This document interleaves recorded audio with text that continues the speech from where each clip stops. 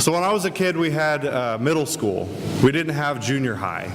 And so the 5th graders and the 8th graders were together, and one day I was at the bus stop, and I was in 5th grade, and there was this big 8th grade kid, and he was pushing me around. And he had big glasses. And he shoved me to the ground, and all the kids were laughing at me, and I pulled a page out of my notebook, and there was this piece of dog poop on the ground, and I picked up this piece of dog poop, and I rubbed it right on his glasses, and this look of horror came across his face, and he started to run, and I started to chase him. And for a second there, everyone was laughing at him. You know, it was a definitive moment in my life where I was, this 80-pound little kid, and he was twice my weight and a foot taller than me. And yet, a single act of courage changed everything. And I think with this story with Ruth and Boaz, we have a similar sort of thing. Courage can look a lot of different ways.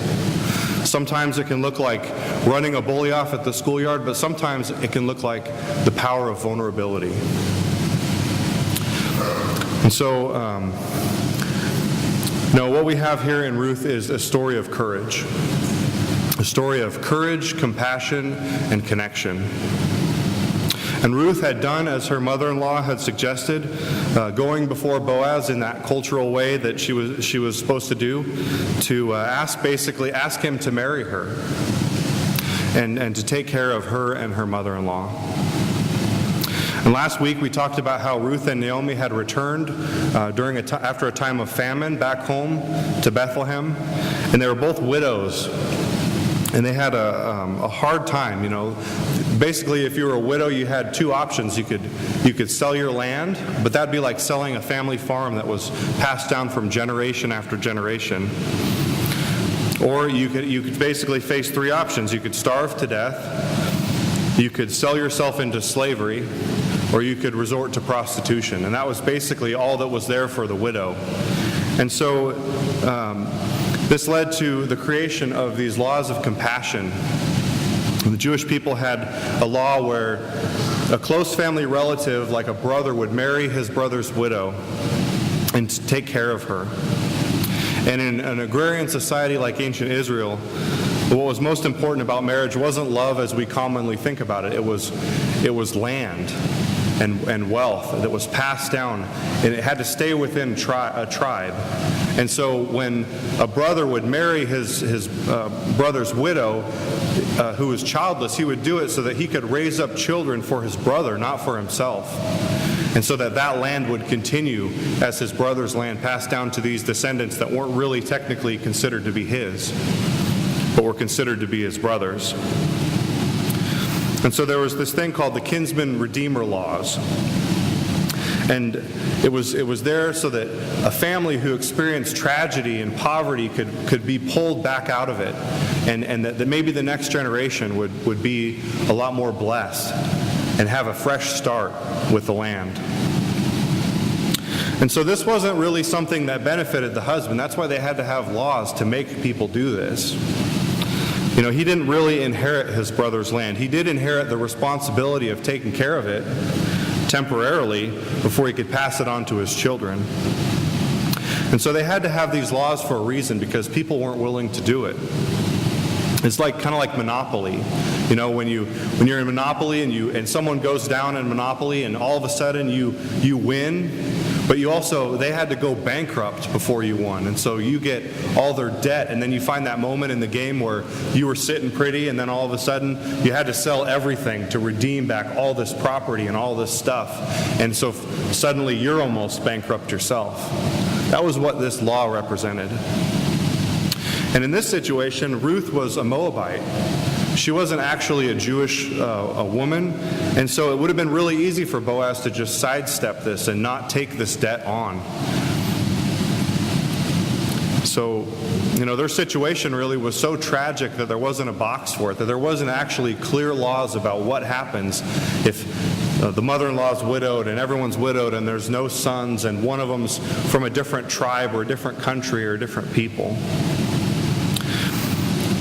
And so what Ruth did required great courage, coming before Boaz and asking this.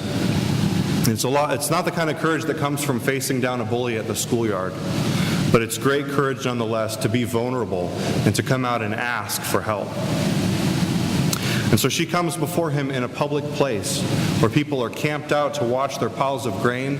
This is a public place with workers, and she comes out sneaking around in the dark to come before Boaz and ask him. And so in that culture, what would happen is she would uncover his feet, and she would basically give him the option of covering his feet back up, thereby rejecting her and kicking her to the curb and sending her on her way, or he could cover her back up with his blanket, symbolizing that he was taking her under his wing and that he was going to take care of her and redeem her. And so when Boaz asks Ruth who he is, she shows him more courage, and she just asks him straight up to be her kinsman redeemer. This was usually a ritual that was done in complete silence, but here she just comes out and says it. So she had extra courage. And not only that, was she asking him to marry her? Was she proposing to him, basically? But it was a complicated sort of marriage with all this debt, legal loopholes, and a lot of headache. And so Ruth has great courage, but Boaz meets that courage with great compassion. And so Boaz doesn't respond as the ritual had called for. He doesn't cover her with his feet or cover his feet back up, rejecting her or send her on her way. He knows that the situation is even more complicated than maybe she does. And so there's another relative out there that has to be brought into this proposal. And I want to point out that a lot of people see this as a sexual story that was glossed over in the Bible. You know, a lot of the Hebrew words here for laying down and uncovering and even feet have sexual connotations. And so, laying down, for instance, could also be used to say that you're sleeping with someone. And worse yet, feet could be used metaphorically to talk about male genitalia. And so, in a different context, the words that were used in this story could mean something completely different. And as I translated this from the Hebrew in my Hebrew class, there was a couple times I felt like blushing along the way as we talk about this encounter. But in the end, these sexual undertones of some of these words don't really amount to much. And there are quite a few reasons why we shouldn't read the story this way, even though some people try to force this reading into the story. First off, Boaz and Ruth are really perfect moral examples all throughout the story, so it'd be a real break from their character for them to suddenly just go down that road. So they have their praise for their morality, for their honor, and for their conduct. Second, this is a known ritual that's still actually in existence in parts of the Arab world today. So this wasn't something that was mysterious. They would know exactly what was going on here. And third, Boaz is surprised that he would see her. So if they had just had a sexual encounter, for him to suddenly be surprised doesn't really fit with the story. And so even though this is a man and a woman who are probably attracted to each other, who have an encounter in a bed, and with words that are packed with innuendo, this really doesn't amount to what some people try to force into the story. But nonetheless, if Boaz wasn't an honorable man, he really could have taken advantage of Ruth. He could have given her an ultimatum or talked her into some kind of sexual thing and then kicked her to the curb right afterwards. She was in a very vulnerable position. And so it really speaks to Boaz's character that he didn't take advantage of her, that he was honorable in what he did. And a less honorable person probably wouldn't have done the same thing that Boaz did. And so anyway, Ruth goes beyond what Naomi had asked her. She asked her basically to come before him and uncover his feet and be quiet and wait for him to do the talking. But when he is startled by her response and asks who's there, she just comes out and says, "It's Ruth. By the way, would you redeem me?" And so Boaz doesn't fulfill this ritual, and it's more complicated than it would seem. And that comment about her running after the younger men is also really puzzling to us. We might be tempted to think, sure, Ruth wouldn't run after younger men. We got this rich guy here, Boaz, who's kind of a sugar daddy, But what Boaz means here is that it would have been easy for Ruth to marry someone else. She could have married a younger guy, probably would have found a husband who wouldn't be bound by these kinsman-redeemer laws to take care of her mother-in-law, Naomi. It would have been way easy for her to get out of this situation and to have herself taken care of and just completely forget about her mother-in-law. And so for her to choose Boaz means that she's asking her to also take care of her mother-in-law. And so despite his age, Boaz is a Goel, a Hebrew kinsman redeemer, and he would have not one widow to take care of, but two.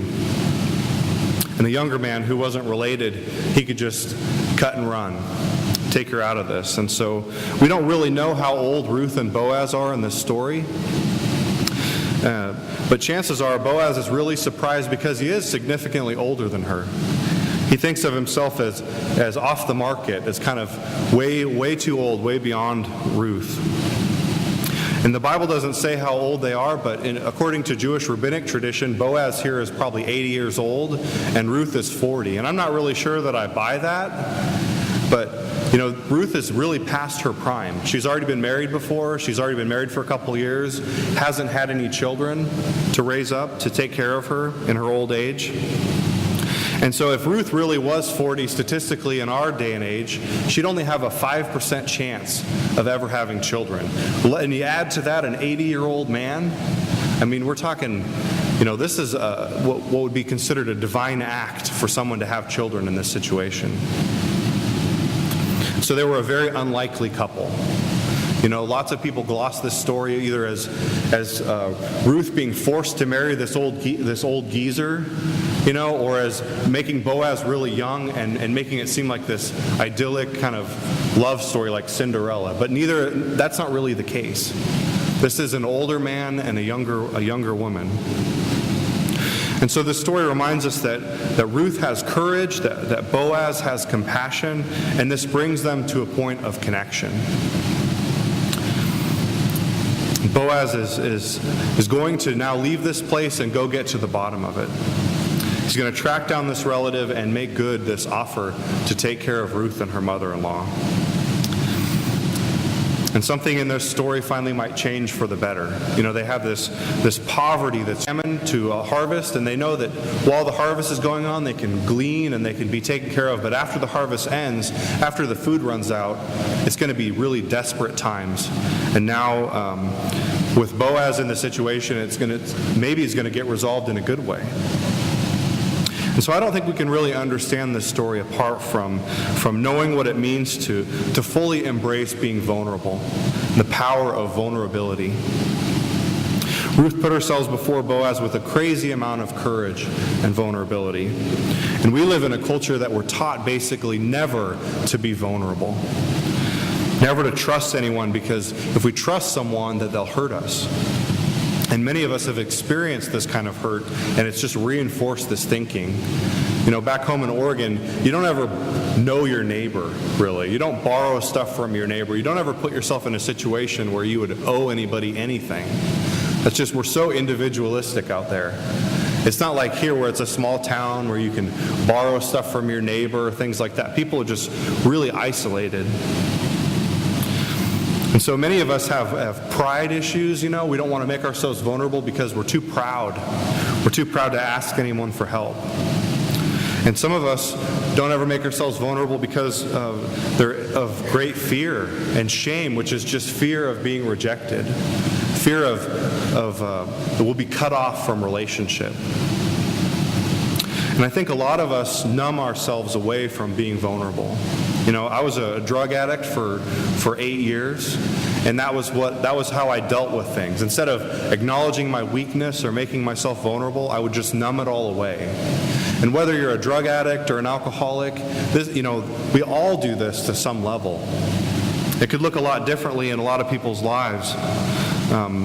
But we all have a habit of numbing vulnerability away and not letting it have its way in us. For some people, it's video games or TV. When we had our Play in the Park event, I went around to the neighborhood inviting people to come to the park, and I went to these apartments over here, the Penwell Apartments, and I knocked on 4 different doors in that apartment complex where I could hear clearly video games being played, but no one would come to the door. There's something about our society that's illustrated in that we could have these digital relationships where we're playing, Call of Duty with someone from China, and it matters a whole lot more than an actual person coming and knocking on the door. So we all have these ways of numbing ourselves, of distracting ourselves, of escaping from reality and not acknowledging our need, how broken we are, and our vulnerability. And in the digital age, I think we do it even worse. We have new ways. We can isolate each other. We can only have Facebook friends and not have real friends. And a lot of people are really lonely. Most people in America only have like 1 or 2 close friends. And with our families being so broken, can lead us to isolation that's just not known anywhere else in the world. And so we get in the habit of numbing ourselves. And we totally lose connection. And if we're isolated long enough, we can totally lose connection with reality. And what happens when you try to numb things away? You don't just get to numb the bad things. You don't just get to numb those feelings that are of brokenness that come into our lives. We also numb away the good things underneath that big blanket of denial. And so in numbing our brokenness, we numb away our beauty too. In numbing pain, we numb away joy. And to protect ourselves from facing rejection, we learn these habits of rejecting other people first, so we don't ever have to face that. And then when we do this, we rob ourselves of human connection. We don't live into that courage of being vulnerable. And others never have that opportunity to extend compassion to us and to bring us to that point of connection. And often, though, we find in our relationship with God that God nudges us in this way, that He won't let us settle for superficiality, but that He nudges us to authenticity and vulnerability. We find the Holy Spirit pushing us in this direction of facing our fears and being drawn together into a real community. Remember that survey that we took a few months ago about the strengths and weaknesses of the church? The weakest weakness on that whole survey was is confession being openly practiced. That was the weakest weakness. Rather than trusting one another enough to be vulnerable, to confess our sins and pray for one another so that we would be healed, I think we settle for something less. We settle for a certain level of superficiality where we can never be authentic and talk about our brokenness, talk about our sin and our struggles. And we settle for something less than a real connection. And church can easily turn into a place where you come and you put on a mask, you put on a happy face, and you talk about the weather, and you go home without ever really making real connection and being vulnerable. But in Ruth, we see the power of vulnerability. We see the power of making yourself known before someone who can help you. And as we get real with each other, a crack appears in this facade of superficiality. As someone gets vulnerable, another person has that courage to respond.